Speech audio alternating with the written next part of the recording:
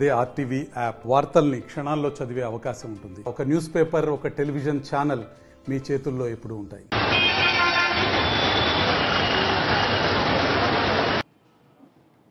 హాస్పిటల్కి 50 కోట్లు వచ్చింది, 300 కోట్లు అన్నారు. ఎట్లయితే చాలా ఇప్పుడు వాళ్ళు ఇంటిగ్రేట్ స్కూల్ వచ్చింది, దానికి ఒక 3 కోట్ల హాస్పిటల్ వచ్చింది. ఇంకో 5,000 ఆడింది ఎలక్షన్ కాడితే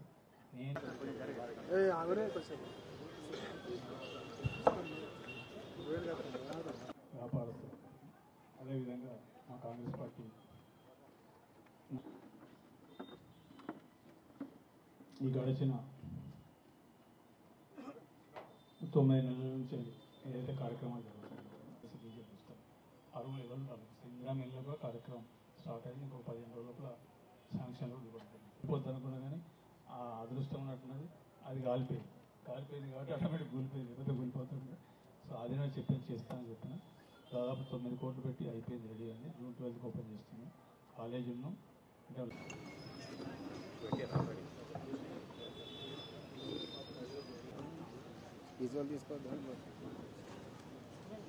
ఏ పని చేయాలి ఆ లోపల చేసిస్తాం. అంత అప్పటిదాకా తీసుకోకపోతే కూడా మాకు లేదు.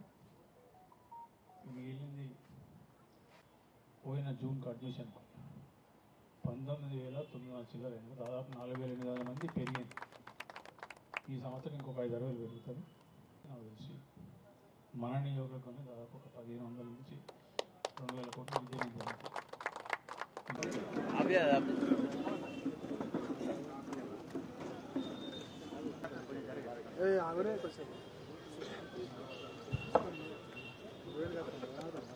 వ్యాపారస్తులు. అదేవిధంగా మా కాంగ్రెస్ పార్టీ నాయకులు మీద అందరూ పెట్టేస్తారు. ఇంకా చాలామంది ఉన్నారు ఇక్కడ. ఇంకా చాలా విషయాలు ఉన్నాయి. నేను ఎన్నికలమని చెప్పిన ఇప్పుడు కూడా మరొకసారి చెప్తాను. రుణశేషం శత్రుశేషం అసలే ఉంచుకోవాలని చెప్పిన మళ్ళీ ఒక్కసారి రీటైల్ చేస్తున్నా, ఖచ్చితంగా సెటిల్ చేస్తాను. ఏది ఇష్టం. ఎందుకంటే 10 సంవత్సరాలు బాధలు మాకు తెలుసు, మా కార్యకర్తలు కూడా బాధ తెలుసు, నేను పట్టు బాధలు మాకు తెలుసు. ఎవరైనా అనుకుంటే నేను తగ్గుడు ఎక్కడే ఉండదు. ఎక్కడ బరాబర్ అంటే లక్ష్యం పని, నా లక్ష్యం ప్రజలకు చెప్పింది చేయడం, అది చేసుకుంటూ పోతా. ఫస్ట్ ఇది కూడా విడిచిపెట్టేది లేదు. ఎవరైనా మిగిలిపోతే వాళ్ళు కూడా చదువుకోమని చెప్పడం ఖచ్చితంగా లెక్కలు చూస్తాను. మిగిలింది రుణమాఫీ గురించి జరుగుతాను. ఈ నాయకులందరినీ ఛాలెంజ్ చేస్తారు, రమ్మని చెప్పండి. ఒక 5 ఊళ్ళో 10 చెప్పని నేను వస్తాను అక్కడికి. 100 మంది ఉంటే 80 నుంచి 87 మందికి రుణమాఫీ అయిపోయింది. 14 నుంచి 17 మంది మిగిలింది. దాంట్లో మేము కమిటీ చేసింది 2 లక్షలు మాత్రమే. మా అగ్రికల్చర్ శాఖ మంత్రులు సరే ఆయన కొంచెం పెద్దగుండ చేసుకొని భార్యాభర్తలు ఇంటి మీద 5 లక్షలు ఉంటే మీరు మీదే కట్టుకొని ఇస్తారని చెప్పారు. అటువంటి పెండింగ్ ఉన్నాయి. ఒక 6-7 ఉంది. ఒక 4-5 అయితే ఫ్రాడే, ఇంకొక 4-5 టెక్నికల్ రీజన్తో పెండింగ్ చెప్తే రుణమాఫీ కాలేదు వెళ్ళి అవసరం లేదు. నువ్వు 10 ఏళ్ళలో చేయలేదు, మేము కరెక్ట్ గెలిచిన సంవత్సరం లోపల చేసినాం. రండి, మీరు చర్చకు రండి. అట్టి రోడ్డు మీద కూర్చుని 10 మంది చేసుకొని చేసినంత మాత్రం కాదు.